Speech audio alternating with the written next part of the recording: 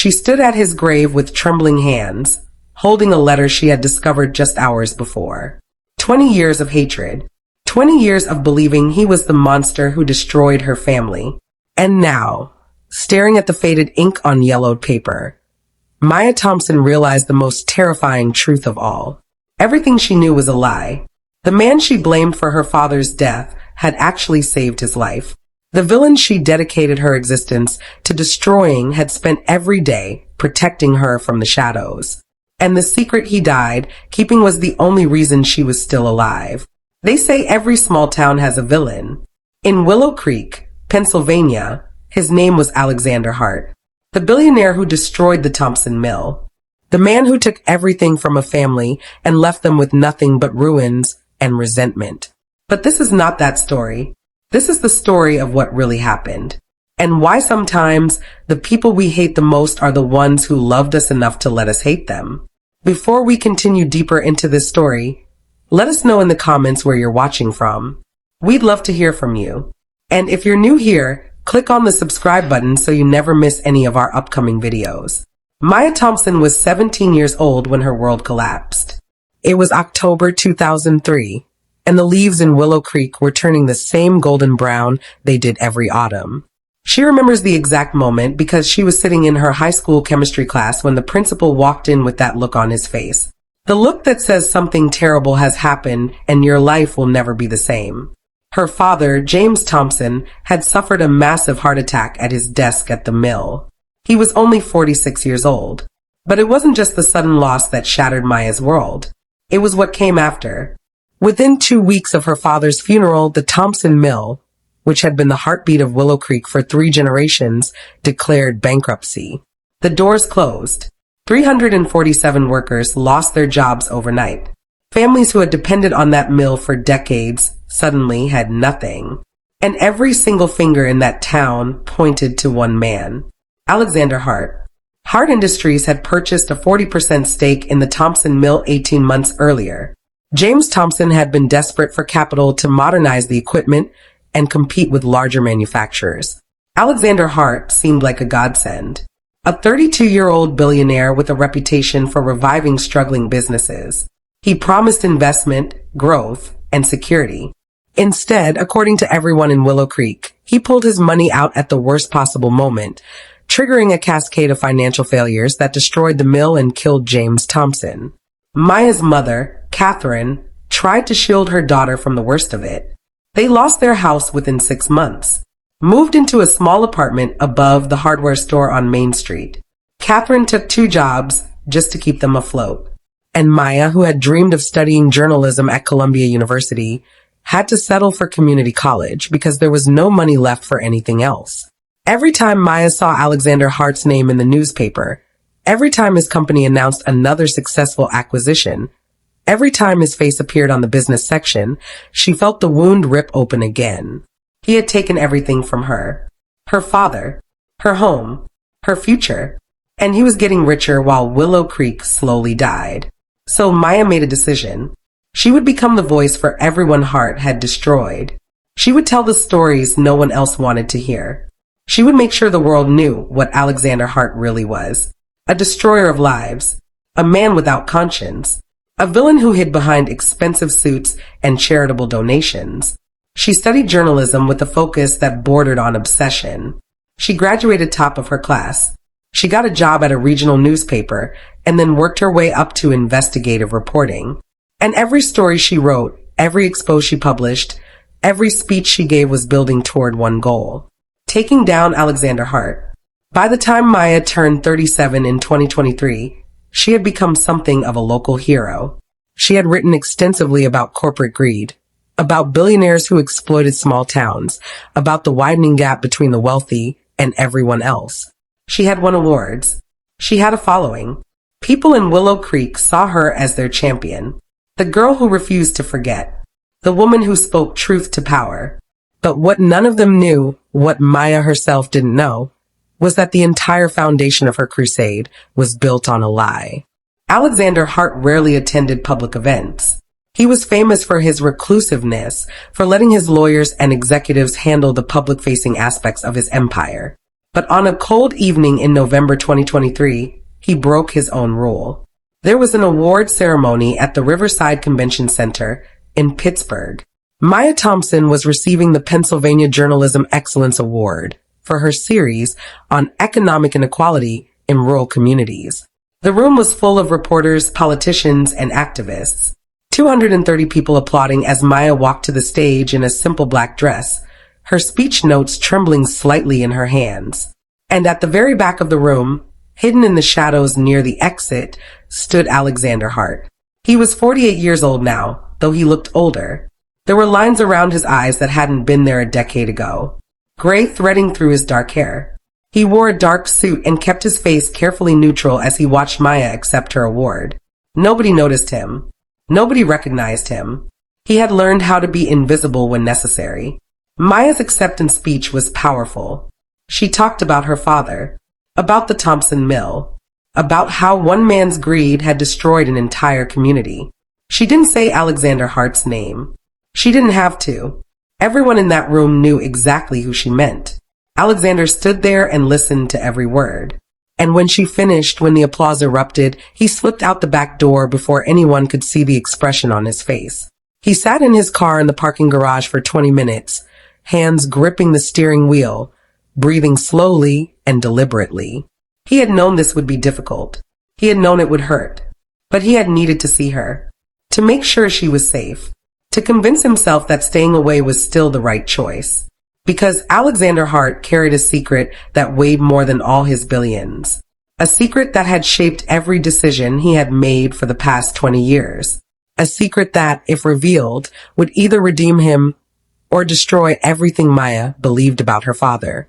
And he had promised James Thompson, in a conversation nobody else had witnessed, that he would carry that secret to his grave. Maya was walking to her car when she saw him. It was late, nearly midnight. Most people had already left the ceremony. The parking garage was cold and echoing and nearly empty. And there, leaning against a concrete pillar near her car, was a man she had seen in 1,000 photographs but never met in person.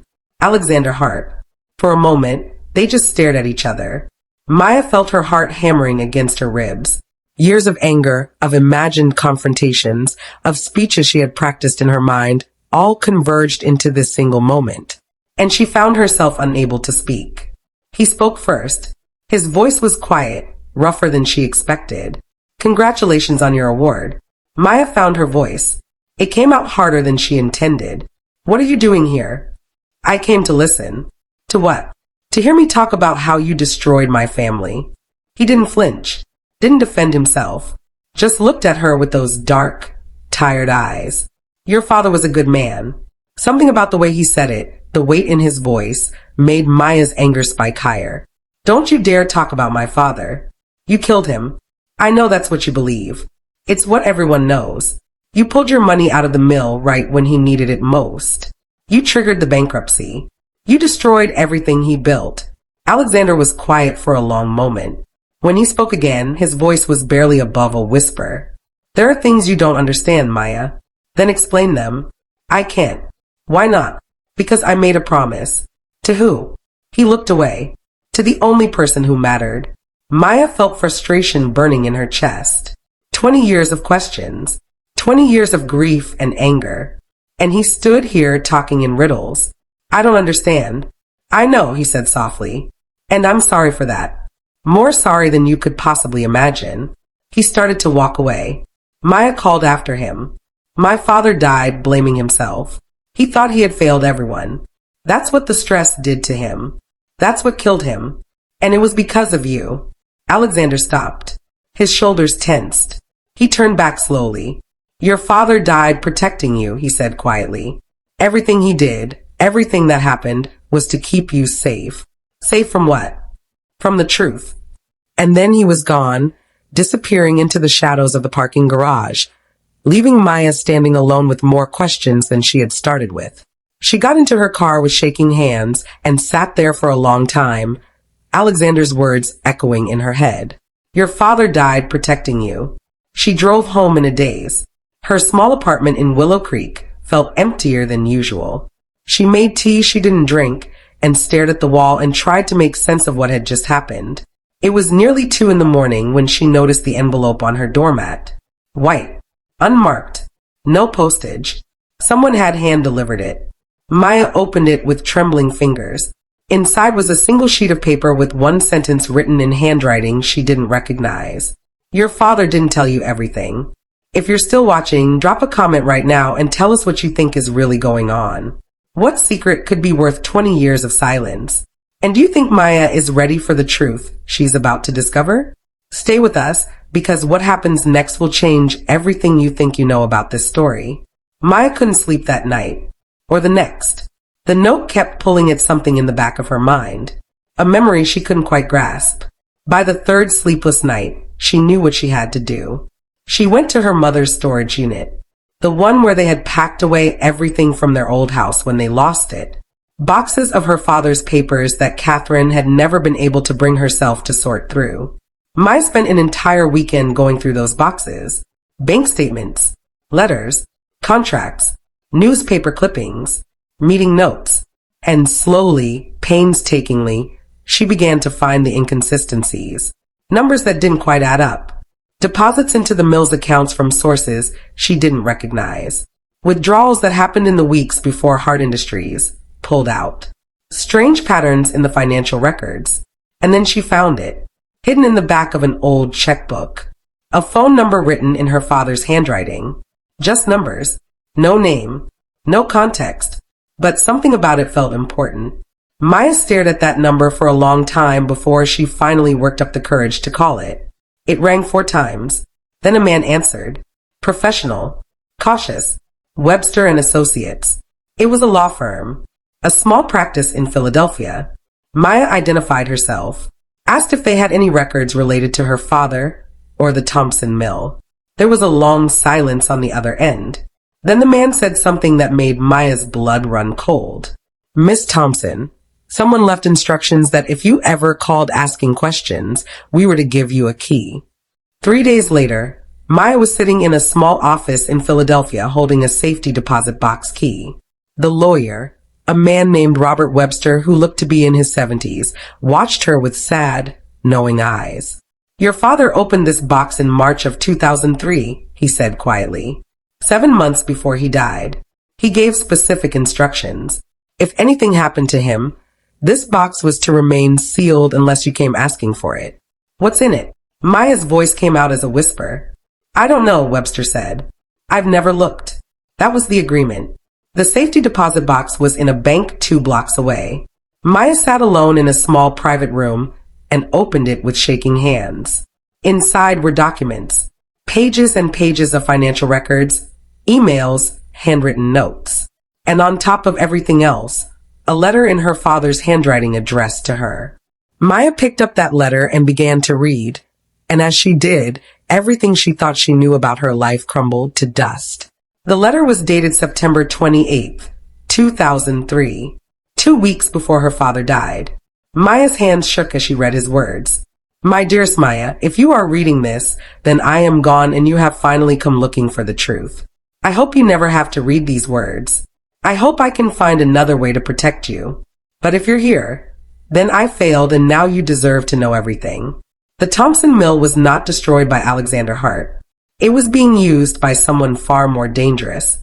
For 2 years before Hart Industries invested, a man named Victor Reeves had been using our mill to launder money through shell companies and false invoices. I didn't know at first. I was desperate for capital. The mill was struggling. When Reeves approached me with investors who seemed legitimate, I didn't ask enough questions. By the time I realized what was happening, it was too late. Maya's vision blurred. She kept reading. Victor Reeves is not just a businessman. He has connections to organized crime, to politicians, to people who make problems disappear. When I discovered what he was doing, when I found the evidence of the money laundering, I knew I couldn't go to the police. He made that very clear. He told me that if I said anything, if I tried to expose him, you would be the one who paid the price. You were 17 years old, Maya. My beautiful daughter with your whole life ahead of you. I couldn't let anything happen to you. So I went to the only person I thought could help. I went to Alexander Hart. I showed him everything. The fake invoices, the shell companies, the trail of money, and I begged him to help me find a way out that would keep you safe. Alexander understood immediately. He spent 3 days analyzing the situation. Then he came to me with a plan. It was terrible and it would destroy me, but it would save you. Maya had to stop reading, put the letter down, take several deep breaths. Her chest felt tight. 20 years. 20 years she had blamed Alexander Hart for everything. And all this time, the letter continued. Alexander would pull Hart Industries out of the mill. It would look like a business decision, like he was abandoning us. The mill would collapse. Publicly, it would look like his fault. The investigation into the bankruptcy would focus on him, not on the laundering operation. And while everyone was looking at Alexander, he would use his resources to quietly gather evidence against Victor Reeves. Evidence that could put him away without ever connecting it back to me or to you. It meant I would lose everything. The mill, our house, our savings, my reputation. But you would be safe. That was all that mattered. Alexander made me promise something. He made me promise that I would never tell you the truth. He said if Reeves ever suspected that someone knew about the laundering operation, that someone had evidence, he would come after that person. And if that person was you, Alexander said he couldn't guarantee he could protect you. So I agreed. I let the world think Alexander Hart destroyed us. I let him become the villain. And I died knowing that my daughter would hate the man who saved her life. I'm so sorry, Maya. I'm sorry for the life you've had to live. I'm sorry for the pain and the anger. But I'm not sorry for keeping you alive. If reading this letter means you're safe, then every lie I told was worth it. Trust Alexander Hart. He's the only one who knows the whole truth. He's the only one who can still protect you if Reeves ever comes back. I love you, my dear girl. Always and forever. Dad. Maya sat in that small room and cried harder than she had since the day her father died. All the anger, all the hatred, all the speeches and articles and crusading journalism, built on a lie meant to save her. Her phone rang. Unknown number. She answered without thinking. Miss Thompson. The voice was smooth, cultured, unfamiliar. My name is Victor Reeves. I believe we need to have a conversation. How would you feel if you discovered that everything you believed about your life was a lie meant to protect you? Would you be grateful or angry? And what would you do if the real villain suddenly made contact after 20 years? Comment below with your thoughts. This story is about to take a turn that will leave you breathless. Maya's blood went cold. How did you get this number? I make it my business to know things, Victor Reeves said pleasantly. I know, for instance, that you've been asking questions, visiting law offices, opening safety deposit boxes, finding letters that were supposed to stay hidden. Maya's mind raced. How did he know? How was he tracking her? I also know, Reeves continued, that you now possess certain documents that could be very problematic for me. Documents your father should have destroyed 20 years ago. I'd like those documents back, Miss Thompson. And if I refuse, then you'll discover that the promises Alexander Hart made your father were empty. He can't protect you anymore. He's not the powerful man he once was. My reach is far longer than his. Maya ended the call with shaking hands. She gathered all the documents from the safety deposit box, shoved them into her bag, and left the bank quickly, looking over her shoulder. She didn't go home. Instead, she drove straight to Pittsburgh to the headquarters of Hart Industries. The receptionist tried to stop her. Security was called, but Maya pushed past them all, taking the elevator to the executive floor, bursting into the outer office where Alexander Hart's assistant sat in shocked surprise. I need to see him. Now. Tell him Maya Thompson needs to see him now. The assistant picked up her phone, spoke quietly, then looked up with wide eyes. He says to send you in. Alexander's office was enormous. Floor-to-ceiling windows overlooking the city. Minimalist furniture. Everything in shades of gray and white. He stood by the window with his back to her. He was on the phone. I don't care what it costs, he was saying quietly. Double the security. And find out how he knew she was at that bank. He ended the call and turned to face her. You read your father's letter. It wasn't a question. Maya nodded. She felt tears threatening again and fought them back. He told you everything. Not everything, Alexander said quietly. But enough. Victor Reeves called me. He wants the documents. I know. He called me 10 minutes before you arrived. Making threats. Making promises. Alexander moved to his desk, pulled out a folder. Maya, I need you to listen very carefully. Your father and we thought we had neutralized Reeves 20 years ago. We gathered evidence, turned it over to the FBI anonymously. He was investigated, lost some of his political connections, went quiet for years. We thought it was over, but it wasn't. No, he's been rebuilding, more careful this time. And somehow he found out that your father kept copies of the original documents. Documents that could still put him away if they surfaced. So what do we do? Maya asked. We finish what your father started, Alexander said simply. We expose him properly this time, with your name attached, with credibility behind it. You're an award-winning journalist. If you publish this story, if you lay out the evidence, Reeves can't make it disappear. It becomes public record. He'll come after me. Yes, Alexander said quietly. He will. That's why you're going to stay somewhere safe until this is over. And that's why I'm going to use every resource I have to make sure he can't get to you. Why? Maya asked suddenly. Why have you done all this? For 20 years you let me hate you. You let everyone think you were the villain. You could have told the truth at any time. Alexander was quiet for a long moment. When he spoke, his voice was rough with emotion. Your father came to me because he had nowhere else to go. He was desperate and terrified and trying to protect his child. I didn't have children of my own. I didn't have family. But I understood what he was asking me to do. And I made a choice. To be the villain in a story if it meant an innocent person stayed safe. I don't regret it, Maya. Even with everything that's happened. Even with how much you've hated me. I don't regret it. Maya felt something break inside her chest. 20 years of hatred dissolving in the face of this quiet, tired man who had sacrificed his reputation for a promise made to a desperate father. I'm sorry, she whispered. I'm so sorry. Don't be, Alexander said gently. You loved your father. You fought for what you thought was right. There's no shame in that. The next 2 weeks were a blur. Maya stayed in a secure apartment building owned by Hart Industries. Security guards at every entrance. Alexander's people watching, protecting. And she wrote. She wrote the story of her father's sacrifice, of Victor Reeves's criminal empire, of Alexander Hart's quiet heroism.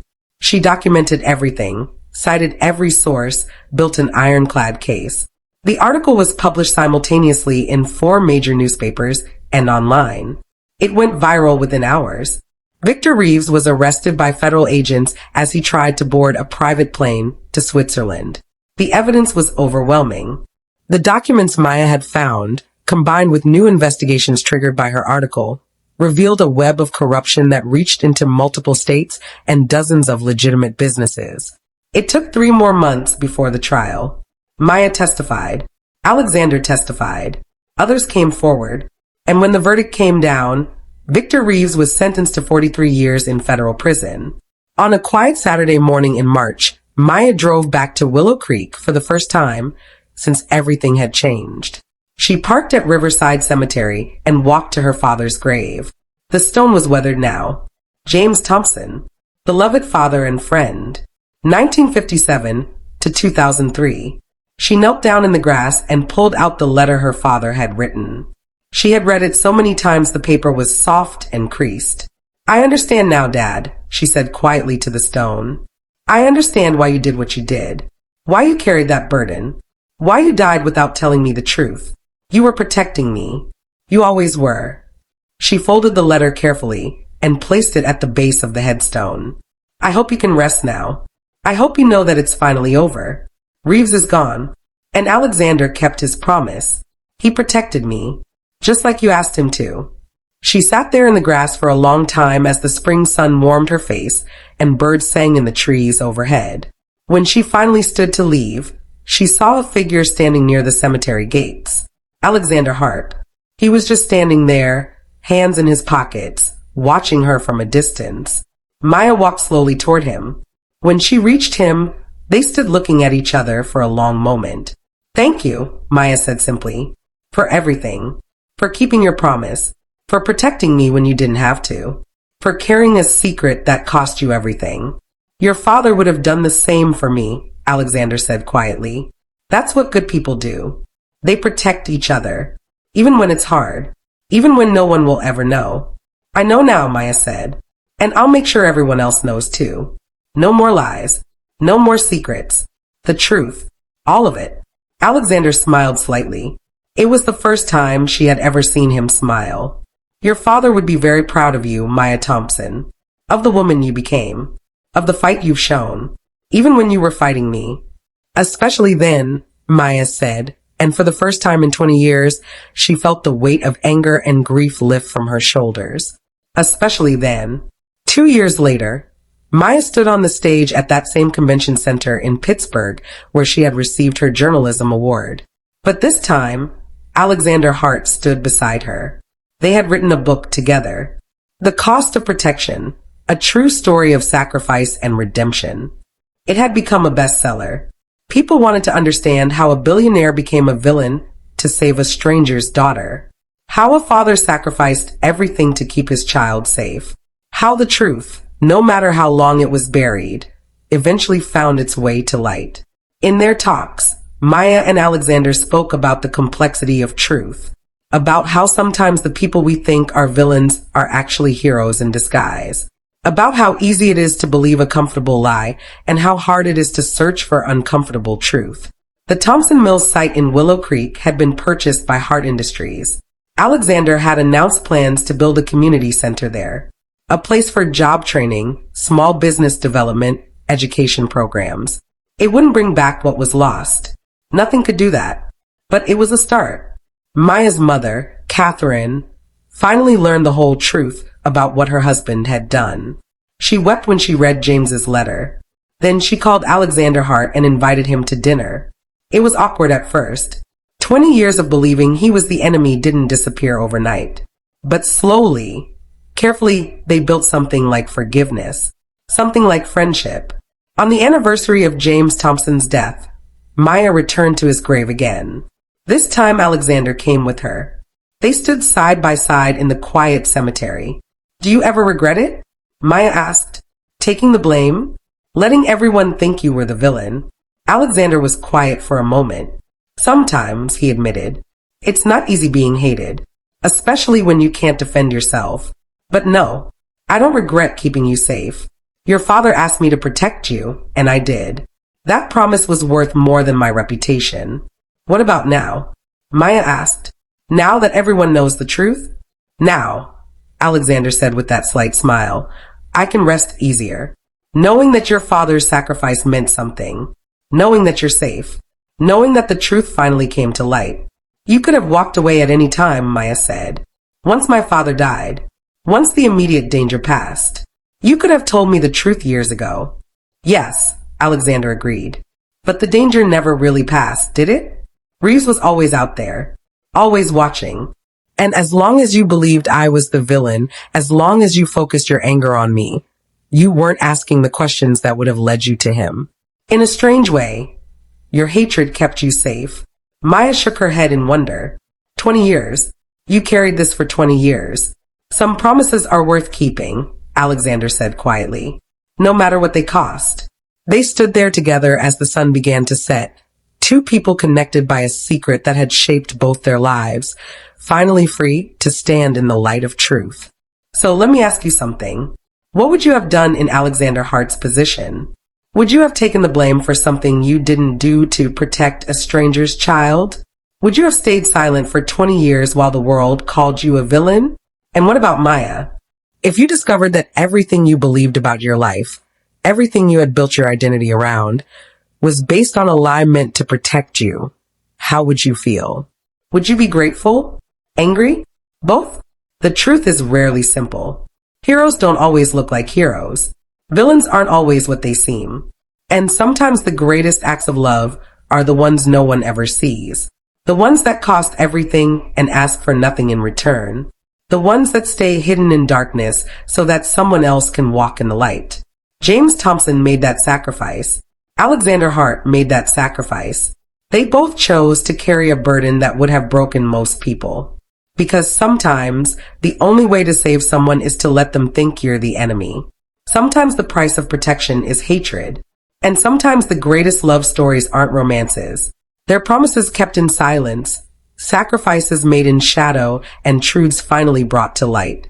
If this story moved you, if it made you think differently about the people we call villains and the heroes we never see, then share it. Comment below. Tell us how you feel. And remember to subscribe for more stories that challenge what we think we know about human nature, about sacrifice, and about the complicated ways we try to protect the people we love. This has been the story of the billionaire who loved the girl who hated him. Not the way stories usually mean love, but in a deeper, quieter, more profound way. The love that asks nothing and gives everything. The love that stays when it would be easier to leave. The love that keeps a promise even when no one will ever know. Thank you for watching. Thank you for listening. And thank you for being willing to look beneath the surface of what seems obvious to find the truth that hides in shadow.